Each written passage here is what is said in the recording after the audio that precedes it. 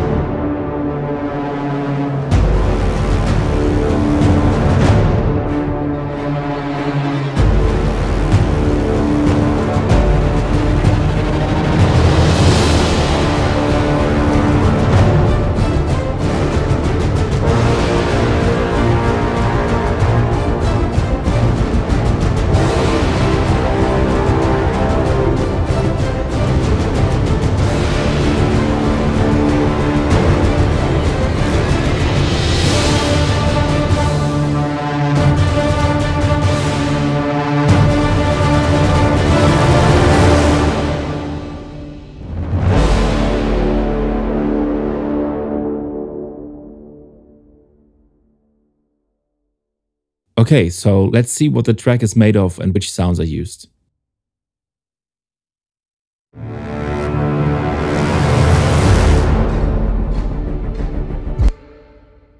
So we're ramping into the track with a menacing brass swell, which is made up of two sounds actually. I found these cool patches in the combo folder of Pandora. One is called Cluster Swell and the other one is the Triple Crescendo. And they complement each other quite well, I think. Pandora's combo patches combine up to 3 individual sounds or sound layers into one playable patch. They are great song starters and a cool source of inspiration when you need to get started quickly. What's really nice about these combos is that you can adjust and tweak each one of the 3 layers individually in terms of microphone positions, filtering, envelope shaping and so on. They are all globally synced to your host tempo though, so tempo synced effects like risers, swells and pulses go all together nicely. In case of our 2 combo patches, I chose 4 beats or 1 bar here in the master sync area, so the sounds ramp up over 1 bar and end exactly on bar 1 of my track's intro. You can stretch out the sounds even longer or make them ramp up faster, of course. You can also change your synchronization from beats to seconds or to the next downbeat. Alright, so the first element of our intro is the string section, mainly this low string pulse here, doubled with simple 4th note collenio strings. As a transition into the next part, I added this strange sounding string effects patch called Scary Repetitions. A couple of bars later, I started adding another string pulse that plays a repeating arpeggio sequence.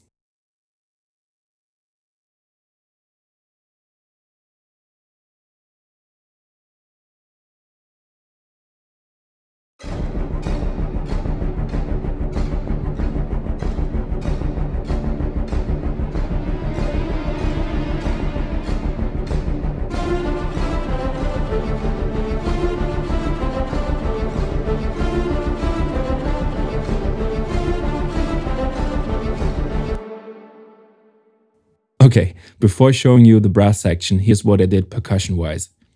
So from the first bar on, I have one of Pandora's cinematic drum patches play accent hits every other bar. I filtered out the top end frequencies of the sound to turn the drum hits into massive booms. In the percussion section, I also added some drum hits and rolls to accentuate certain parts of the track.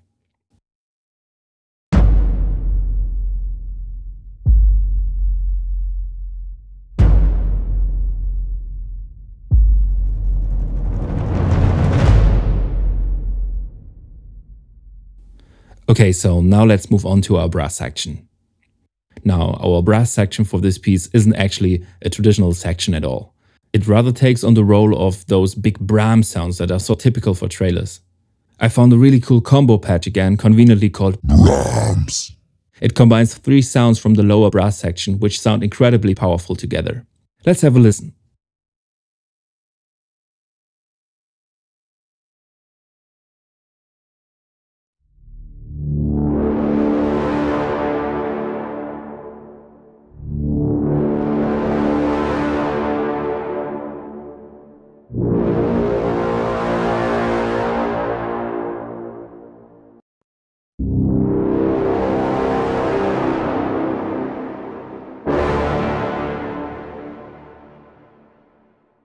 Okay, so as you can probably hear, I changed the original sound of the patch a bit by automating the cutoff filter of all sound layers.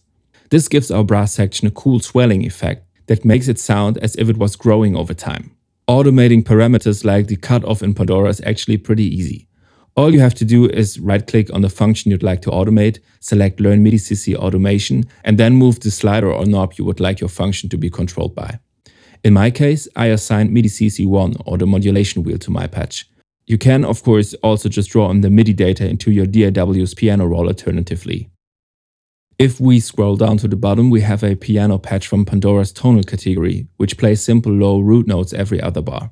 Although it's quite subtle, I felt like the piano provides a bit of additional depth and mysteriousness to the track.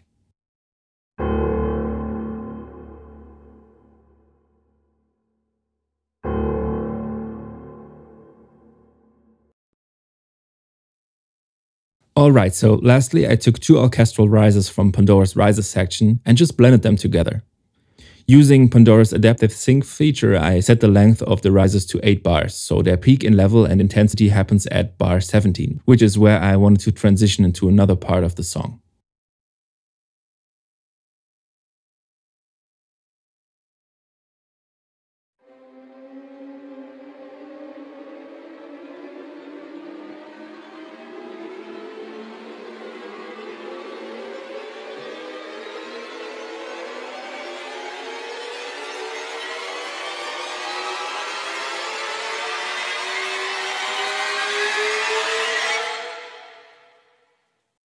Oh, in case you wonder about what this audio file here means, I took both MIDI files of the risers and rendered them down to a single audio file.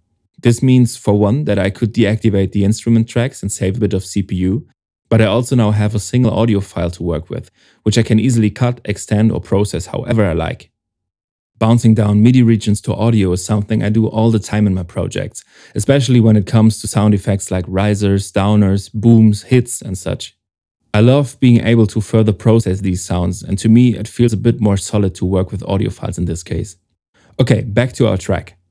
So from bar 17 on, I wanted to have a little bridge or breakdown part, which could take us away from the rhythm and melody we now got used to. I also wanted to have a lot of stops and possible hit points for potential editors to cut their video to. Let's check it out.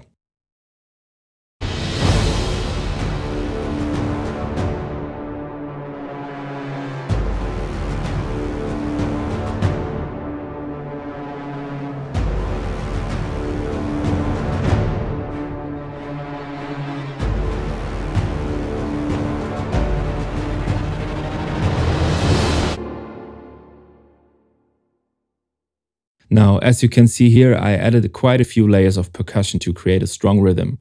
I used several different patches from Pandora's percussion folder, including the tom ensemble, cinematic drum ensemble, cymbals, and a tam-tam.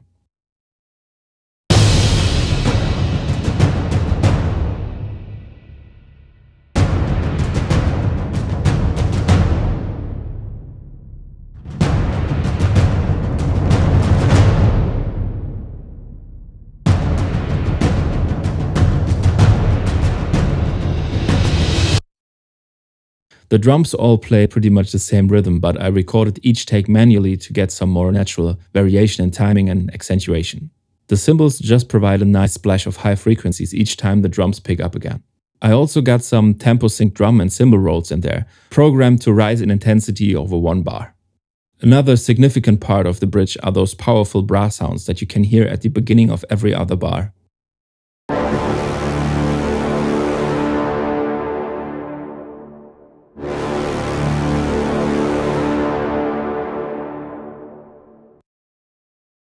They are a combination of the filtered brass combo patch and an unfiltered copy thereof, which I put down here in the Brahms section.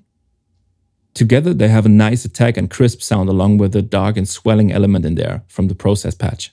So in order to get a bit more suspense out of this part of the track, I threw in a couple of orchestral effects and bending brass sounds. They are taken from Pandora's combo folders and the amazing orchestral effects. This is what they sound like together.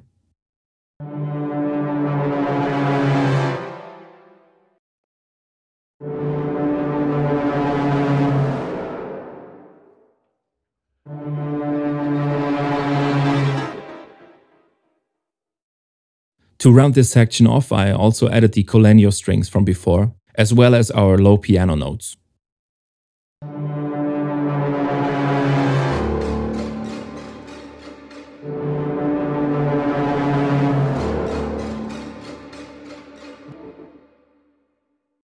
Okay, next comes our main part. I'm not really adding any new instruments here, but I tried to incorporate every sound we heard so far and to fill out the arrangement a bit more. Since the main part or climax of a trailer track is almost always the loudest and most complex part of a track, I tried to make it as powerful and epic as possible. Let's have a listen once again.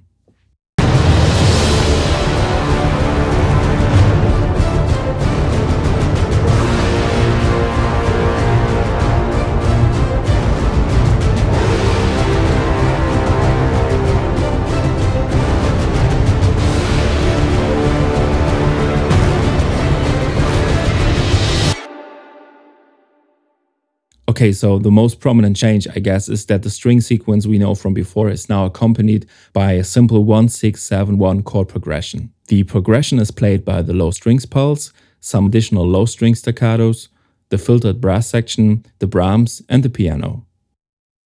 I also added another copy of the mid strings pulse and pitched it up an octave to make it cut through the mix a bit better.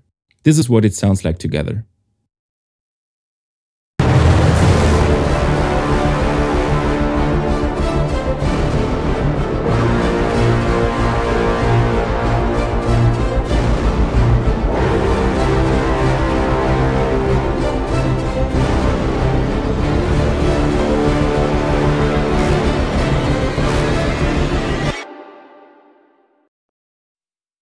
The drum sounds are pretty much the same as before, the only difference is that I reduced the drum layers to leave some room for the other instruments.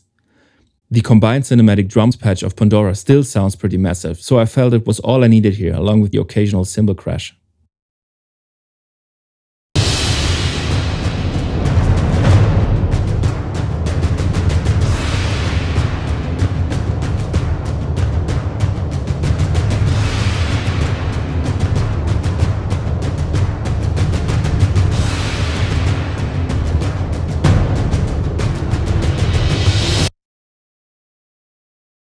After our 8 blasts of climax, we directly move into the final back end of the track, where I again wanted to take things up a notch.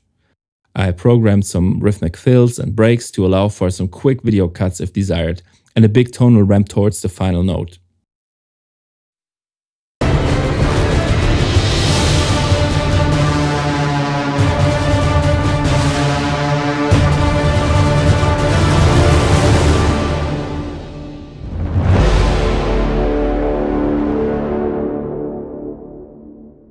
The selection of instruments is still pretty much the same, and I even brought back the cool sounding cluster swell from the very beginning. I also found a cool sound from the tonal category and processed it into a bending signature sound for the end. I took a low strings crescendo patch and reversed it. Then I time stretched the sound using Pandora's incredible sound design mode and added a good amount of reverb, delay, and gnarly tube screamer-like overdrive.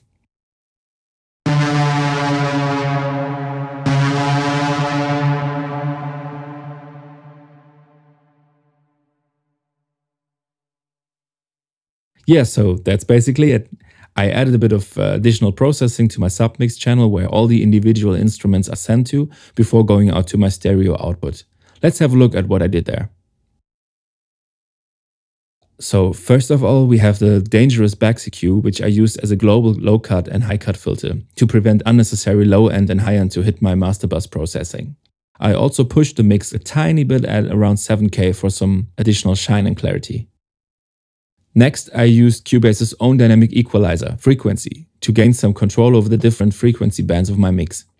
As you can see, the dynamic EQ is mostly affecting the low mids and mids, taking away a bit of the muddiness that can add up when so many instruments are playing together in similar ranges. Following this, I added the plugin version of Elisia's famous mastering compressor called Alpha. I dialed in around 1 to 2 dB of gain reduction at a low ratio of 1.3 to 1. So the whole mix is gently getting glued together. I also activated Alpha's soft clipping function, which adds some additional harmonics to my mix in a subtle way. Staying with Elisia, I added another EQ called Music EQ, which is also an emulation of a very high quality mastering grade hardware EQ. I used this EQ for some broad sound shaping and an additional bit of top-end sheen. Starting with a low shelving filter, I added a good amount of low-end frequencies to my mix to give it a bit more sub-frequency power. I cut out a little bit at around 110 Hz, since the percussion and brass were getting a bit too heavy in this area. To balance it out, I added around 2 dB at 300 Hz to retain my low-mid area and prevent the mix from sounding too scooped out. I also boosted just a tiny amount at 4.9K just to add some more bite and aggressiveness to my mix. As you can see, nothing crazy. Just little steps to bring my mix into shape. With such a broad and musical sounding EQ, a little really goes a long way. And of course, much more important than being a slave to the numbers on the device, use your ears and check if you can start to hear difference. Especially with these non-surgical EQs, I found that closing your eyes and dialing in the EQ moves you need oftentimes result in a much better outcome. If this means you're boosting or cutting something by 10 dB, so be it. Okay, lastly, I added a good 5 dB at 12K with the shelving filter to get some more air and brightness out of my mix. Now, since I engaged the mid-side processing on the Music EQ, I'm EQing the mid and side portion of my mix a bit differently, but they are not that far away from each other.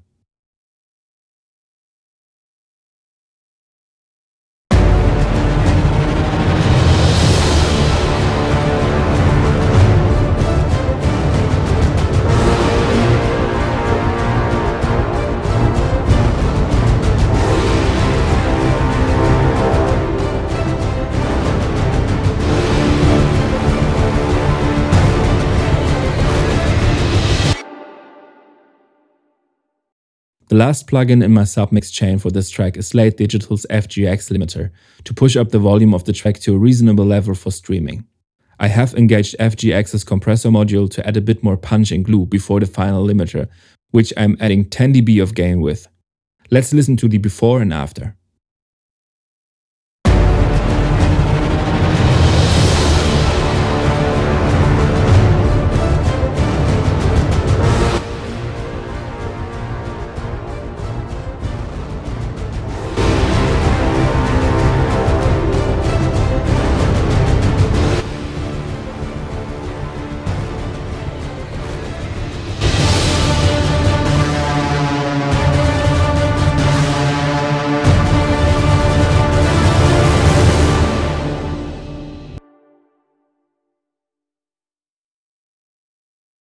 In the usual production process, I would have certainly worked on the individual tracks and groups some more before hitting my submix, but for the sake of this demonstration, I think we achieved a pretty solid sounding track either way.